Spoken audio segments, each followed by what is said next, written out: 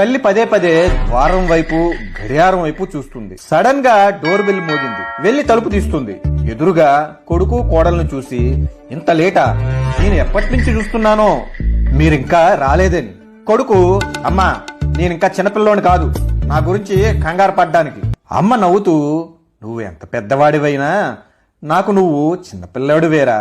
సర్లే ఫ్రెష్ అయ్యి రండి, భోజనం వడ్డిస్తా.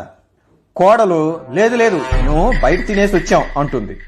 అరే నీకిష్టమని గుత్తొంకాయ కూర వండేనురా, కొంచెం అయినా తిను అంటుంది అమ్మ.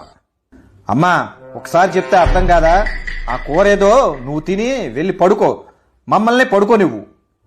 ఆ మాటకి అమ్మ బాధపడుతూ దుఃఖంతో ఇంకేం మాట్లాడకుండా మౌనంగా గదిలోకి వెళ్ళిపోతుంది, ఏమీ తినకుండా. పొద్దున్నే హాల్లో ఒక లెటర్ చూస్తాడు కొడుకు. తీసి చదువుతాడు. ఆ లెటర్లో, నానా నిన్న నీ పుట్టినరోజు, అందుకే నీకిష్టమైన గుత్తి వంకాయ కూర చేసి మీరు రాగానే అందరం కలిసి భోంచేద్దామని ఎంతో ఆశపడ్డా. కానీ నేనొకటి మర్చిపోయా, నా కొడుకు పెద్దోడైపోయాడని. ఏమనుకోకు నాన్న, తల్లిని కదా. కొన్ని రోజుల క్రితం నీకు మందులు తెమ్మని చీటీ ఇచ్చా, వీలు కుదిరితే ఆ మందులు తీసుకురా. కొడుకు ఏడుస్తూ తప్పు తెలుసుకుని అమ్మ పడుకున్న గదిలోకి వెళ్తాడు. అమ్మా అమ్మా అని లేపుతాడు. అమ్మ శాశ్వతంగా నిద్రపోయిందని తెలుసుకుని పెట్టి ఏడుస్తాడు.